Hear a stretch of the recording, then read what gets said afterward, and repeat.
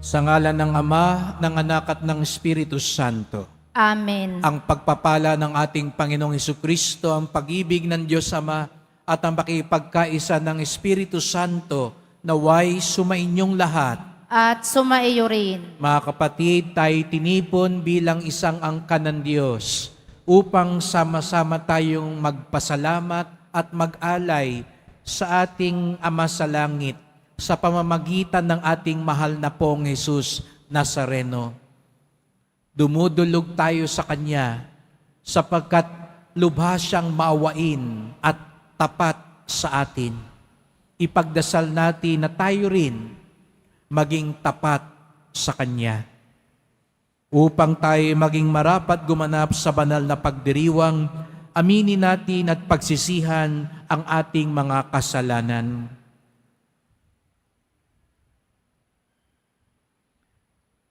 Panginoong Hesus, Ikaw ang masunuring anak ng Diyos Ama. Panginoon, kaawaan mo kami. Panginoon, kaawaan mo kami. Kristo Jesus, Ikaw ang maawain at tapat naming tagapagligtas. Kristo, kaawaan mo kami. Kristo, kaawaan mo kami. Panginoong Hesus, Ikaw ang mahabagin at makatarungang hukom na babalik sa wakas ng panahon. Panginoon, kaawaan mo kami. Panginoon, kaawaan mo kami. Kawan tayo ng makapangyarihan Diyos. Patawarin tayo sa ating mga kasalanan at patnubayan tayo sa buhay na walang hanggan. Amen. Papuri sa Diyos sa kaitasan.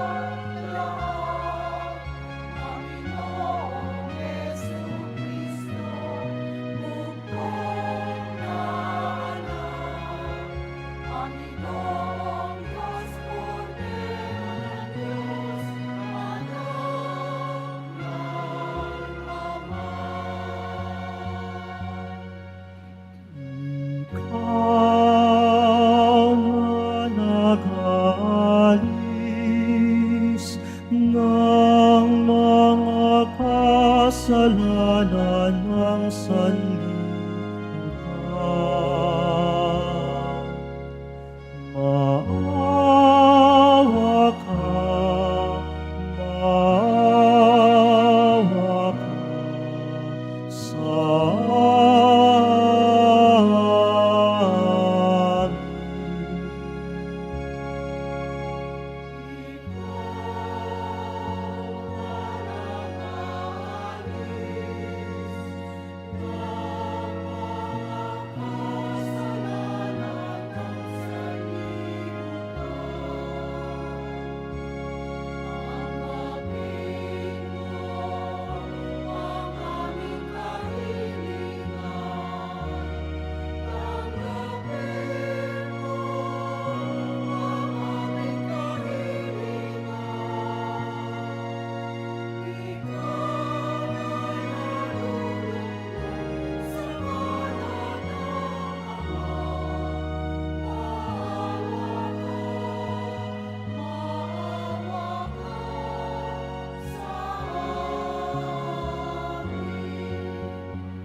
Pagkat ikaw lamang ang banal, patapang-astasan, ikaw lamang, O Jesucristo, ang Panginoon.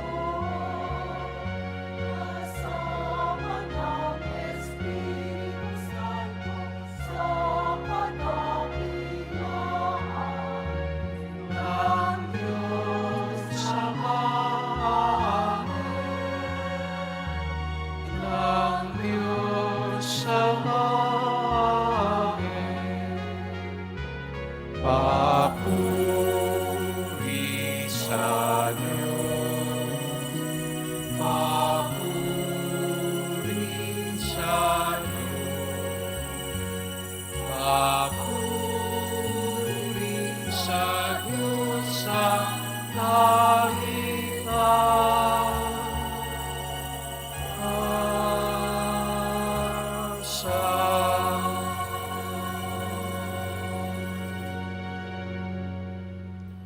Manalangin tayo.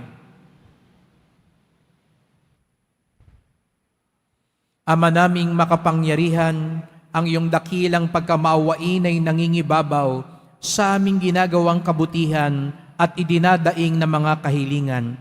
Ang kagandahang loob mo sa amin ay gawin mong mag-umapaw upang ang kasalanang ipinangangambang ihingi ng kapatawaran ng budhi naming takot na ikaw ay lapitan ay iyong patawarin ng lubusan, at ang ipinag-aalangan naming hilingin sa pagdarasal ay iyong pagbigyang aming makamtan. Sa pamamagitan ni Jesucristo, kasama ng Espiritu Santo, magpasawalang hanggan. Amen. Magsiupo muna ang lahat. Pagbasa mula sa aklat ng Henesis. Sinabi ng Panginoong Diyos, hindi mainam na mag-isa ang tao. Bibigyan ko siya ng makakasama at makakatulong. Kaya lumikha siya ng mga hayop sa parang at ibon sa himpapawid. Inilapit sa tao at ipinaubaya dito ang pagbibigay ng pangalan sa mga iyon. Kung ano ang kanyang itawag, iyon ang magiging pangalan nila.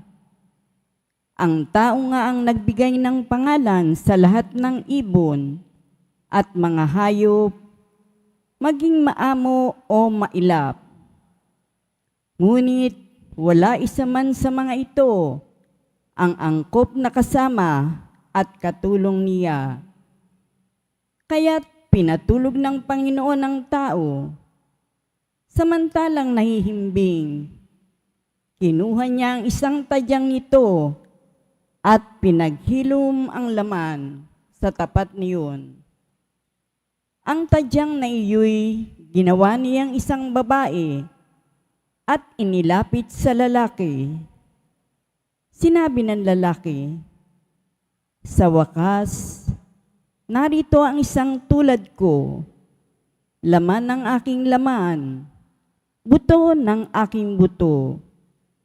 Babae ay siyang itatawag sa kanya, sapagkat sa lalaki nagmula siya. Ito ang dahilan, kaya iniiwan ng lalaki ang kanyang ama at ina upang sumama sa kanyang asawa, sapagkat sila'y nagiging iisa. Ang salita ng Diyos. Salamat sa Diyos. Tayo nawa ay basbasan ng poon magpakailanman.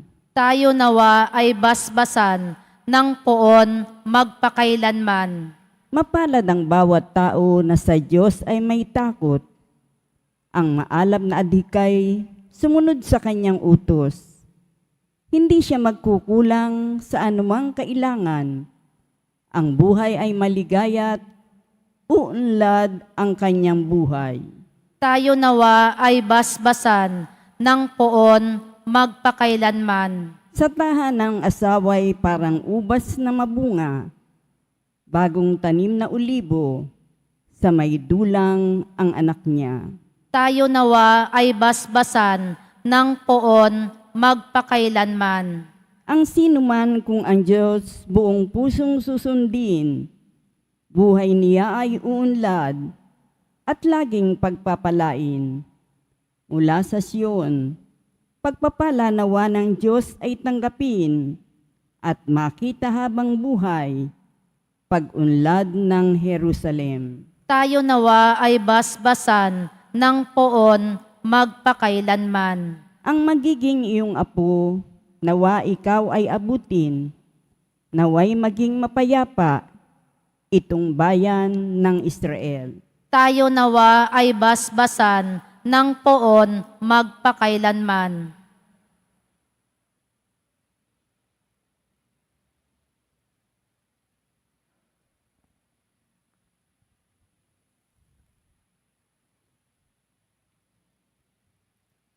Pagbasa mula sa sulat sa mga Hebreo. Mga kapatid, alam nating si Jesus, bagamat sandaling panahong pinababa kaysa mga anghel, ay binigyan ng karangalan at kadakilaan dahil sa kanyang pagkamatay. Dahil sa pag-ibig ng Diyos, niloob niya na si Jesus ay mamatay para sa ating lahat. Sa pamamagitan ng mga pagtitiis, siya'y pinapaging ganap ng Diyos na lumikha at nangangalaga sa lahat ng bagay, upang makapagdala ng marami sa kaluwalhatian. Marapat lamang na gawin niya iyon sapagkat si Jesus ang pinagmumulan ng kanilang kaligtasan. Si Jesus ang nagpapabanal sa kanila at iisa ang Ama ng nagpapabanal at ng pinapaging banal. Kaya't hindi niya ikinahiyang tawagin silang mga kapatid. Ang salita ng Diyos. Salamat sa Diyos. Magsitayo na po ang lahat.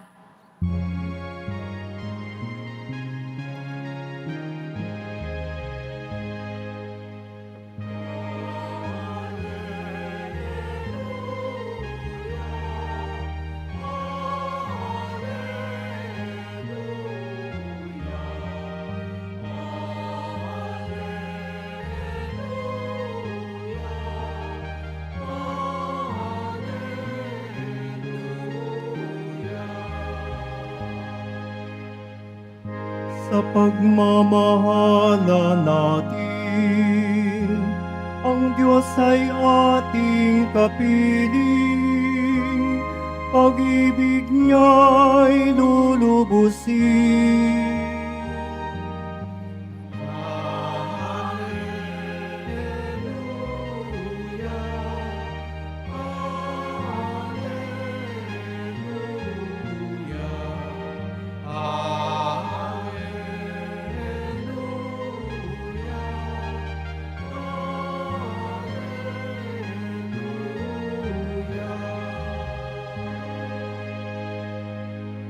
Sumainyo ang Panginoon. At sumaiyo rin. Ang mabuting balita ng Panginoon ayon kay San Marcos. Papuri sa iyo, Panginoon. Noong panahong yon, may mga pariseyong lumapit kay Jesus. Ibig nilang masilo siya, kaya't kanilang tinanong, "Naayon ba sa kautusan na hiwalayan ng lalaki ang kanyang asawa?" Tugon niya, "Anong utos sa inyo ni Moises?" Sumagot naman sila, "Ipinahintulot ni Moises na hiwalayan ng lalaki ang kanyang asawa matapos bigyan ng kasulatan sa paghihiwalay." Ngunit sinabi ni Jesus, "Dahil sa katigasan ng inyong ulo, kaya niya inilagda ang utos na ito. Subalit sa pasimula pa, nang likhain ng Diyos ang sanlibutan, nilang niya silang lalaki at babae. Dahil dito'y iiwan ng lalaki ang kanyang ama at ina at magsasama sila ng kanyang asawa at sila'y magiging isa. Kaya't hindi na sila dalawa, kundi isa. Ang pinagsama ng Diyos ay huwag paghiwalayin ng tao. Pagdating sa bahay, ang mga alagad naman ang nagtanong kay Jesus tungkol sa bagay na ito. Sinabi niya sa kanila, ang sino mang lalaking humiwalay sa kanyang asawa at mag-asawa ng iba ay gumagawa ng masama sa kanyang asawa, siya'y nangangalunya. At ang babaeng humiwalay sa kanyang asawa at mag-asawa sa iba ay nangangalunya din.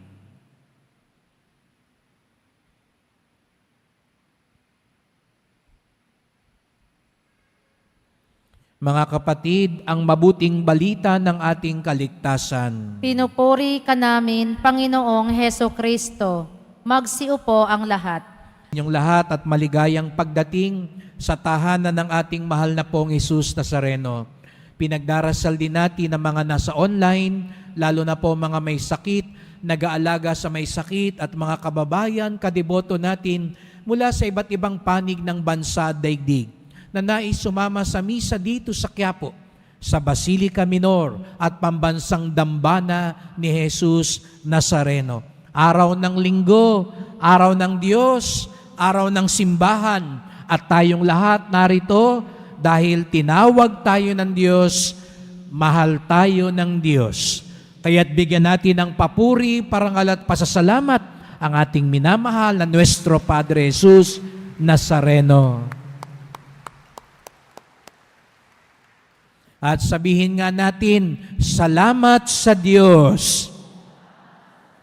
Salamat sa Diyos dahil kahit masungit ang panahon, kanina pang umaga hanggang ngayon, kayo'y narito. Kayo'y pinahintulutan niyang makapagsimba. Niloob niya, natitiyak ko, iba siguro sa inyo, kanina parang hinahatak pa kayo ng kama ninyo at sabihin, huwag ka nang tumuloy, mas masarap matulog. Umuulan naman, delikado, baka magkasakit ka pa. Maiintindihan na yan ng Diyos. Huwag na lang. O baka iba sa inyo, may nag-aaya, mag-mall na lang tayo, mamasyal na lang tayo. Pero pinili ninyo na magpunta dito, magsimba, magpasalamat, at magpakita sa pong Jesus Nazareno. Kaya salamat sa Diyos at salamat sa inyo na narito ngayon. Kaya palakpakan naman natin ang bawat isa.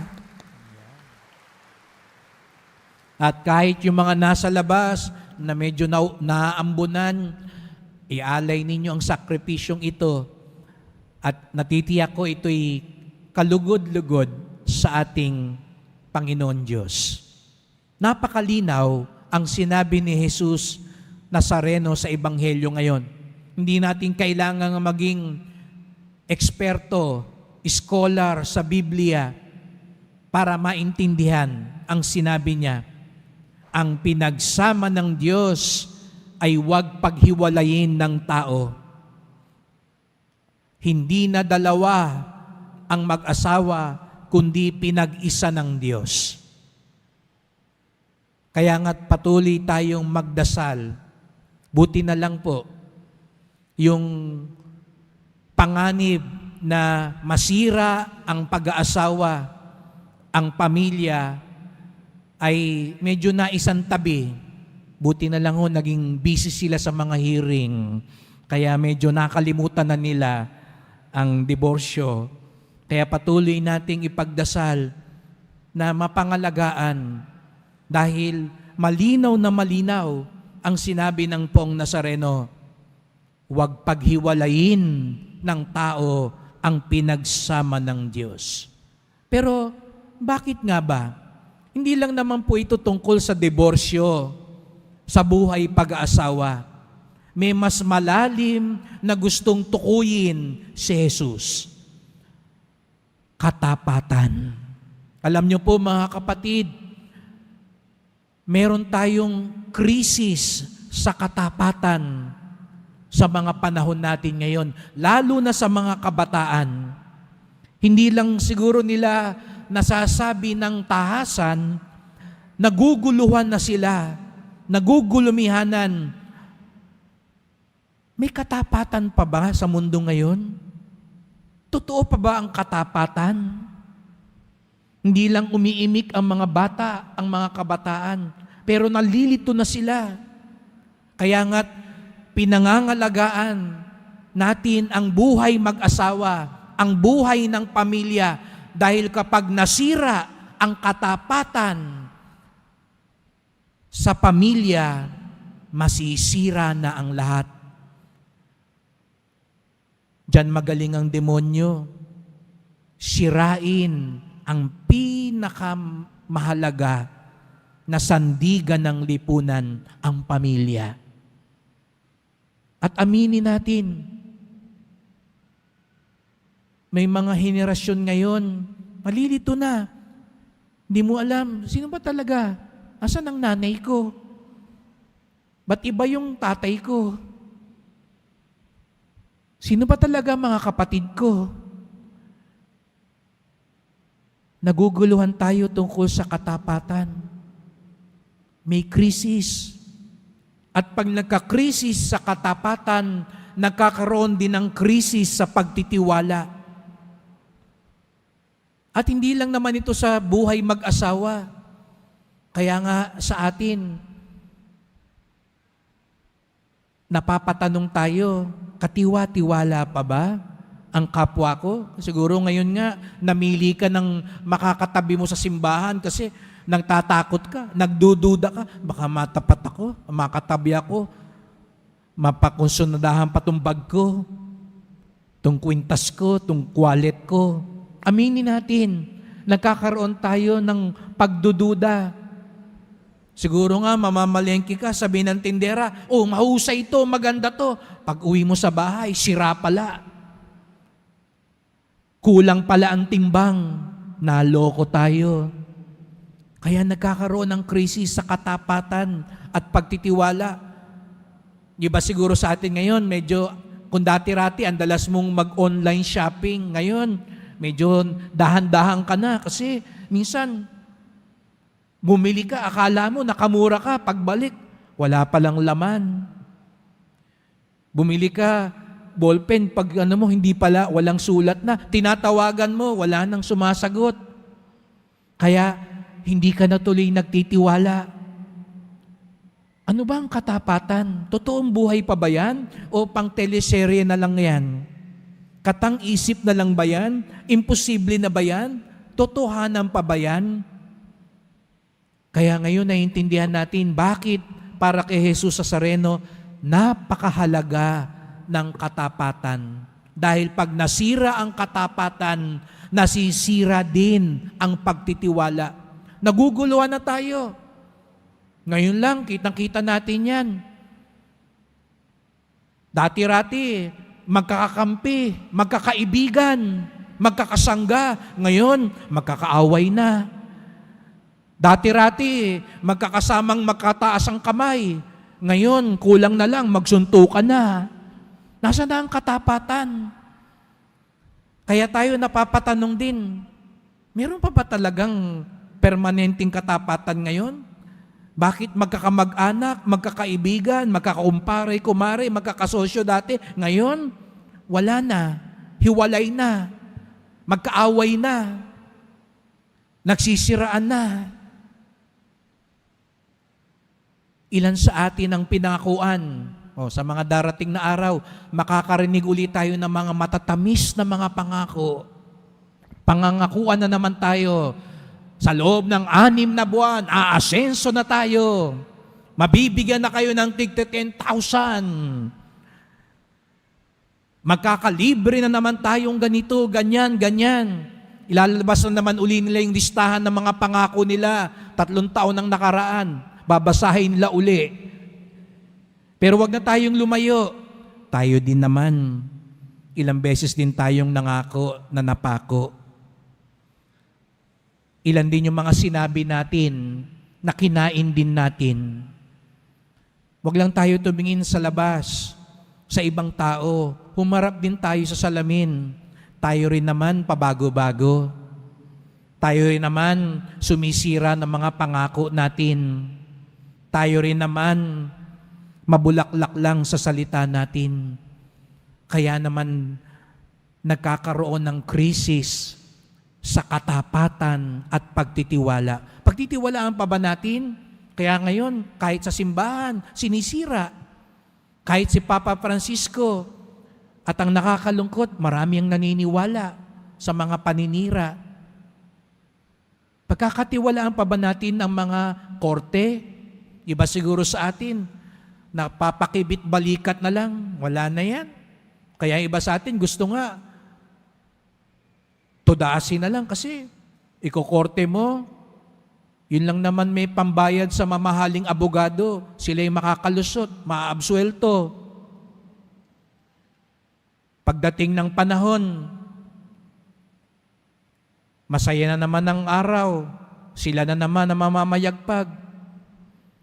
Yung nagnakaw ng mangga, bugbog, kulong, nagnakaw ng bilyon, lagi pang nakikita natin, ang sasaya, nagsasayawan pa, nakakainan pa, absuelto. Magtitiwala pa ba tayo sa korte? Magtitiwala pa ba tayo sa simbahan? Magtitiwala pa ba tayo sa mga nasa katungkulan? Aminin natin, napapatanong tayo. Kaya pala, napakahalaga na maging tapat. Bakit? Bakit mahalaga ang maging tapat? Sapagkat ang katapatan ay sagisag ng pagiging makadiyos. Ang katapatan ay biyaya ng Diyos. Kaya't ang taong tapat ay taong pinupuspos ng Diyos. Kaya ingat daw, pag nawawala na ang katapatan sa atin, sa bahay natin, sa bayan natin, sa lipunan natin, sa simbahan natin, pag nawawala ang katapatan, baka nawawala na rin ang Diyos. Sabi nga nila, ang umibig ay makatao. Ang manatiling umiibig at tapat ay makadiyos. Madali raw umibig, ma-inlove. Pero ang mas malaking hamon daw, to stay in love. Kaya wag mo lang tanungin ang sarili mo, in love ka ba? Kasi iba sa atin, araw-araw na in love. Ang problema, paiba-iba ang in love mo. Ibang minamahal mo ng Lunes, pagdating ng Miyerkules, iba na naman. Sa isang linggo, iba na naman. Ang tunay daw na hamon, hindi yung ma-in love, kundi yung manatiling in love. Yun ang makadiyos. Yun ang katapatan. Yun ang biyaya ng Diyos. Mahirap maging tapat, kaya nga ito ay biyaya ng Diyos. Hindi natin kayang maging tapat sa ganang atin lamang. Hindi mo kakayanin, hindi ko kakayanin. Kaya nga't dumudulog tayo sa Poong Nazareno. Tingnan niyo ang Poong Nazareno. Siya ang larawan ng katapatan. Nananatiling nagmamahal, nananatiling naglilingkod, nananatiling nagpapatawad.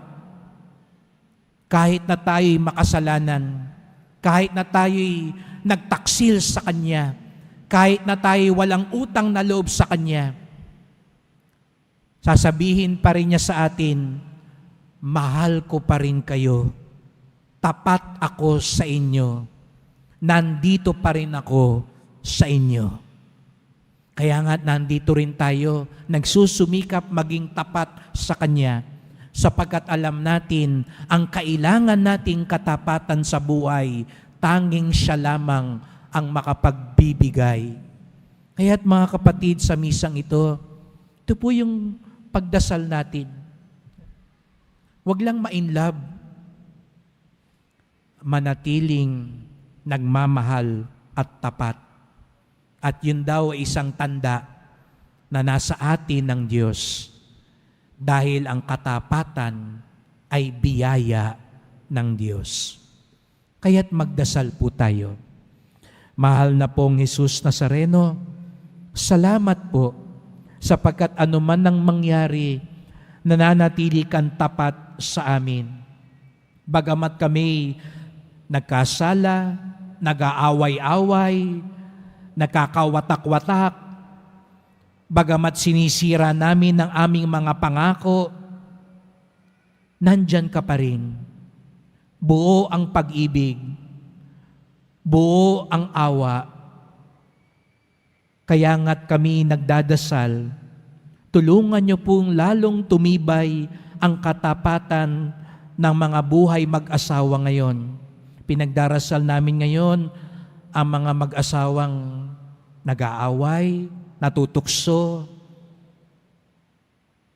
nagkakaroon ng di pagkakaunawaan.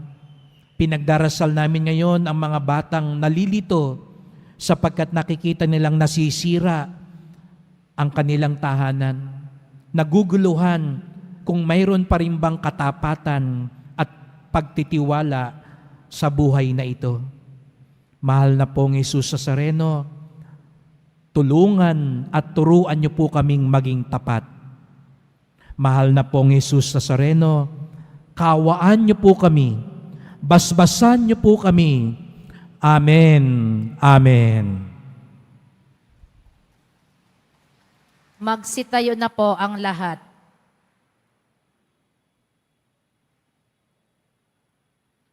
Sumasampalataya ako Sa Diyos amang makapangyarihan sa lahat, na may gawa ng langit at lupa.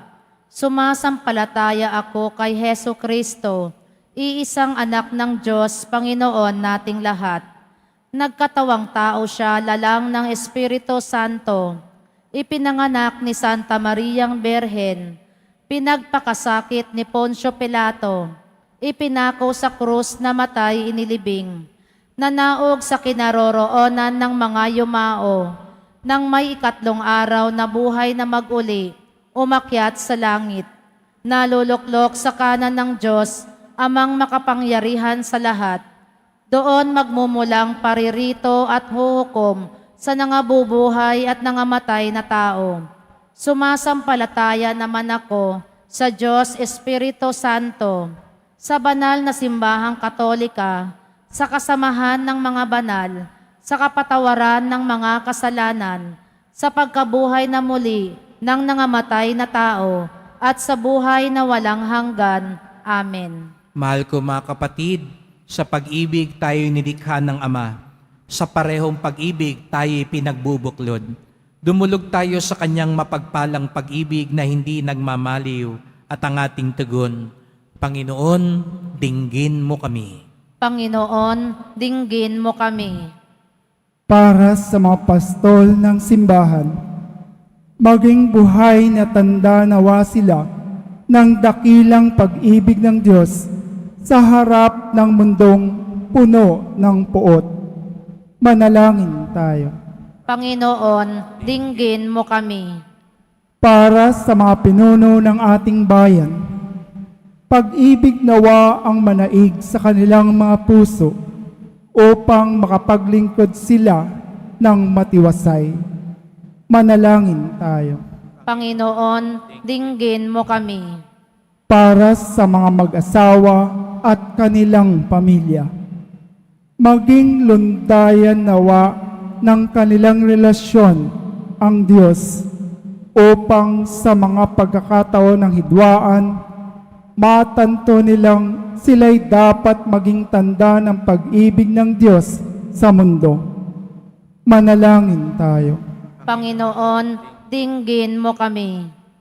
Para sa mga may sakit at may matinding pangangailangan, kalingain nawa sila ng pag-ibig ng Diyos sa pamamagitan ng mga taong may malasakit at pagdamay sa kanilang kapighatian. Manalangin tayo. Panginoon, dinggin mo kami. Para sa mga yumao, madama nawa nila ang pag-ibig ng Diyos sa kaniyang piling sa langit. Manalangin tayo. Panginoon, dinggin mo kami. Sa ilang sandali ng katahimikan, itaas natin sa Diyos ang ating pansariling kahilingan, gayon din ang mga taong lubos na nangangailangan ng ating panalangin. Manalangin tayo. Panginoon, dinggin mo kami. Mapagmahal naming Diyos, dinggin mo nawa ang iyong nagsusumamong sambayanan. Itulot mong madama naming lubos ang iyong pag-ibig sa mga tao, bagay at gawaing mabubuti. Sa parehong pag-ibig kami naway makilala bilang sambayanan mo sa pamamagitan ni Kristong aming Panginoon. Amen. Magsiupo ang lahat.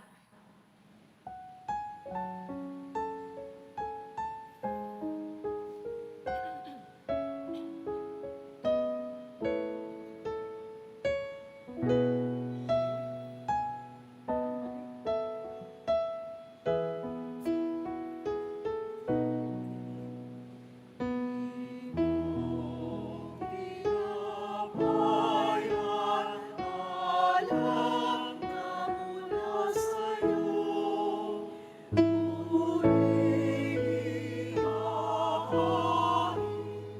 sa kabutihan mo, kunin at tanggapin, alay sa'yo, pasasalamat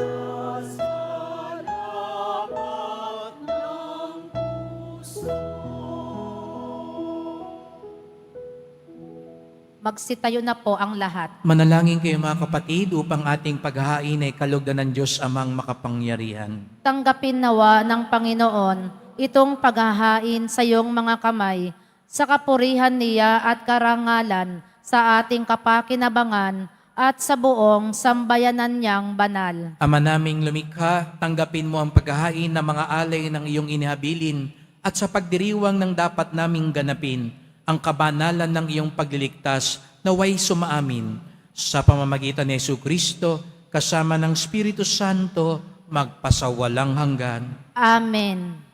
Sumainyo ang Panginoon. At sumaiyo rin. Itaas sa Diyos ang inyong puso at diwa. Itinaas na namin sa Panginoon. Pasalamatan natin ang Panginoong ating Diyos. Marapat na siya ay pasalamatan. Ama naming makapangyarihan, tunay ngang marapat na ikaw ay aming pasalamatan.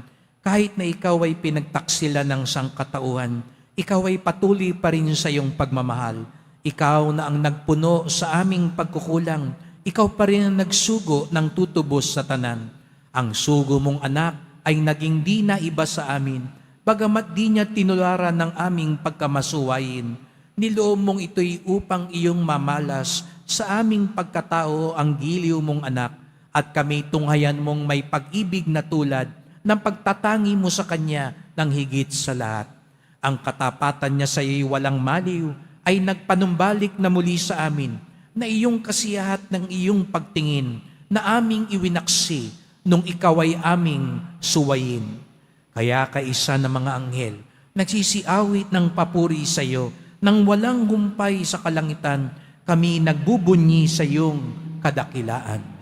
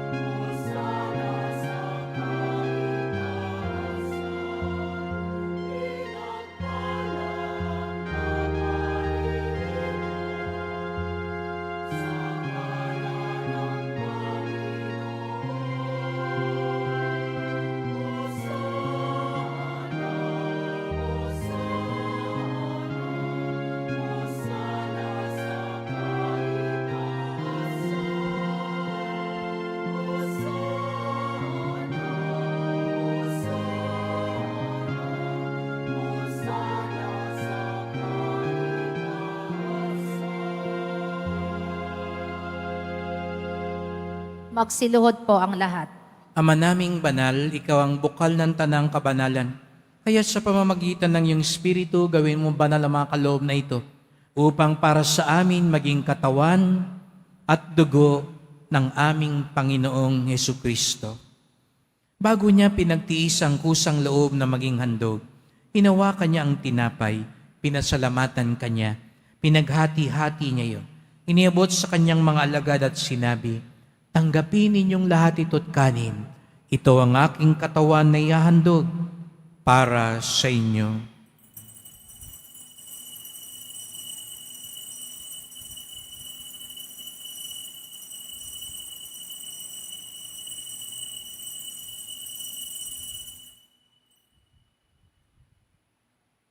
Gayun din naman nang matapos ang hapunan, hinawakan niya ang kalis, muli kanyang pinasalamatan. Iniabot niya ang kalis sa kanyang mga alagad at sinabi, "Tanggapin ninyong lahat ito't inumin. Ito ang kalis ng aking dugo, ng bago't walang hanggang tipan. Ang aking dugo na ibubuhos para sa inyo at para sa lahat sa kapagpapatawad ng mga kasalanan. Gawin niyo ito sa pag-alala sa akin."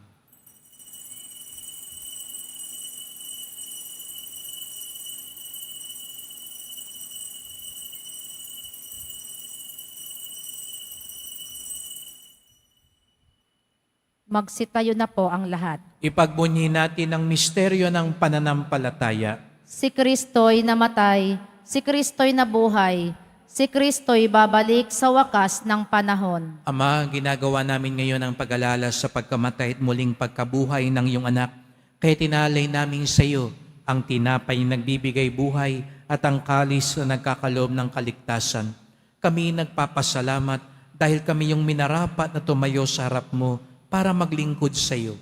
Isinasamo namin kaming magsalo-salo sa katawan at dugo ni Kristo ay mabuklod sa pagkakaisa sa pamamagitan ng Espiritu Santo. Ama, lingapin mo ang iyong simbahang laganap sa buong daigdig. Puspusin mo kami sa pag-ibig kaysa ni Francisco naming Papa, ni Jose naming Obispo at ng Tanang Kaparian.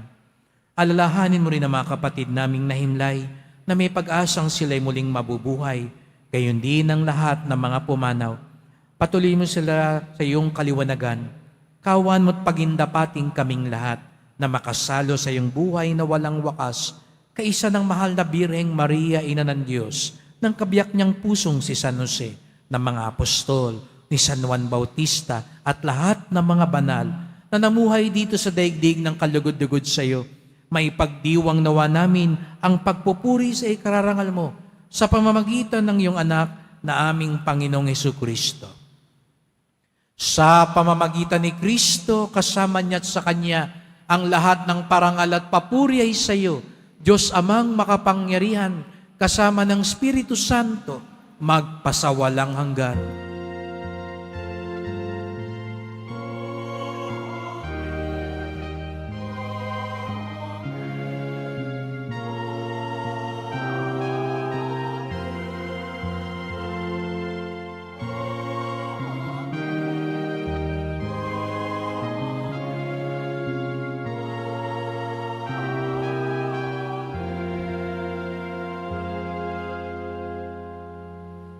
Tinatawag tayong maging tapat sapagkat tayo'y mga anak ng Diyos. Sama-sama tayo ngayong umawit sa ating tapat na Ama sa langit.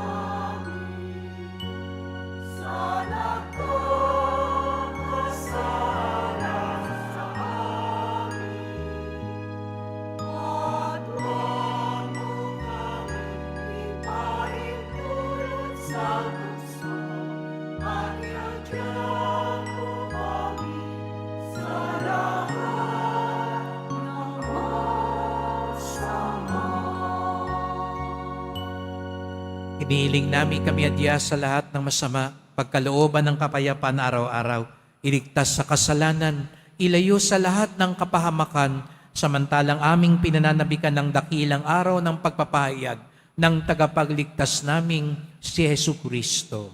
Sapagkat iyo ang kaharian at ang kapangyarihan at ang kapurihan magpakailanman. Amen. O Panginoong Hesu Kristo, sinabi mo sa iyong mga apostol at ngayon sinasabi mo sa amin lahat dito, kapayapaan ang iniiwan ko sa inyo, ang aking kapayapaan ay binibigay ko sa inyo. Tungayan niyo po ang aming pananampalataya, huwag pong aming mga kasalanan. Patawad po, Panginoon, kung kami hindi nagiging tapat. Patawarin niyo po ang aming pagtataksil, ang aming pagsira sa aming mga pangako, kapag tinatakbuhan namin ang aming mga responsibilidad sa buhay. Linisin niyo po kami, Panginoon, pagkalooban kami ng kapayapaan at pagkakaisa, ayon sa iyong kalooban, kasama ng Espiritu Santo, magpasawalang hanggan. Amen. Ang kapayapaan ng Panginoon ay laging sumainyo. At sumaiyo rin. Magbigayan tayo ng kapayapaan ni Kristo sa isa't isa. Kordero ng Diyos na nag-aalis ng mga kasalanan ng sanlibutan, maawa ka sa amin.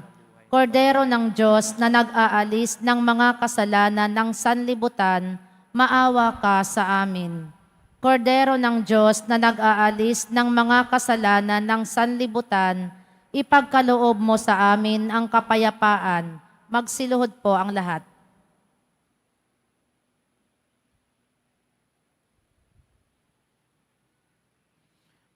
Narito si Jesus Nazareno, ang ating tapat at nagmamahal na tagapagligtas. Siyang kordero ng Diyos na nag-aalis ng mga kasalanan ng sanlibutan, mapapalad ang inaanyayahan sa kanyang piging. Panginoon, hindi ako karapat-dapat na magpatuloy sa iyo, ngunit sa isang salita mo lamang ay gagaling na ako.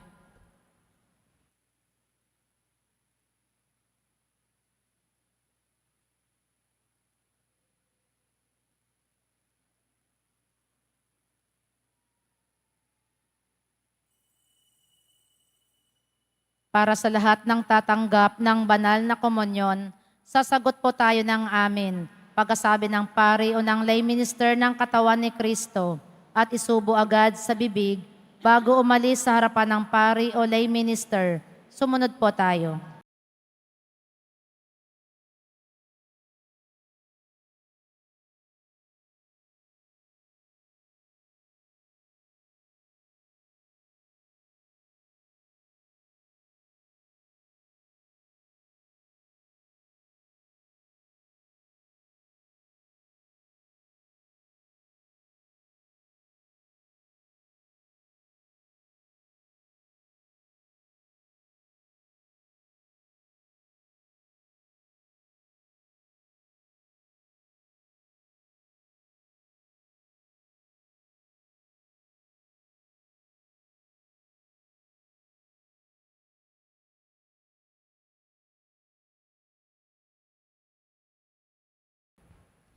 Ama naming mapagmahal, ipagkaloob mong sa pagsasalo namin sa pagkait inuming banal, kami ay maging katawan ni Kristo na aming pinakinabangan sa pamamagitan niya kasama ng Espiritu Santo magpasawalang hanggan. Amen. Salamat po sa inyong pagpunta dito sa Quiapo.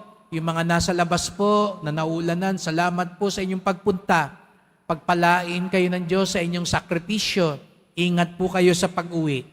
Salamat sa mga naglingkod sa misa at sa inyong tulong sa simbahan, mga pamisa, love offerings, online donations, sa mga kumukuha po nung medalyon at nung imahe.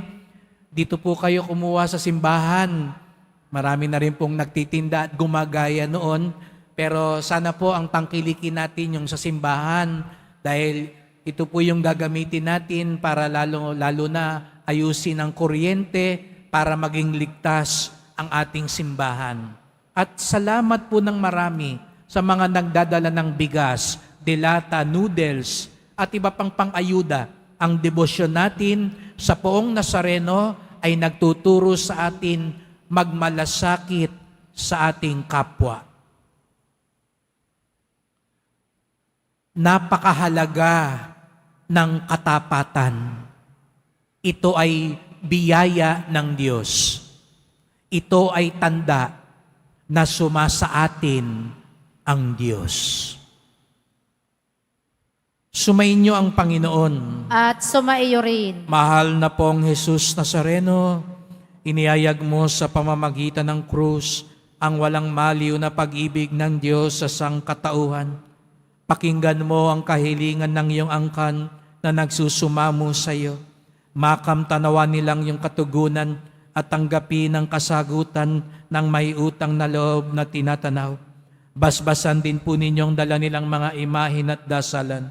Sa pamamagitan ng bendisyon na ito, naway maalala nila mga pangako sa binyag na ikaw ang kanilang iibigin at paglilingkuran bilang Panginoon, magpasawalang hanggan. Amen. At pagpalaing kayong lahat ng makapangyarihang Diyos, Ama at Anak at Espiritu Santo. Amen. Humayo kayong taglay ang katapatan ng Poong Jesus Nazareno. Salamat sa Diyos.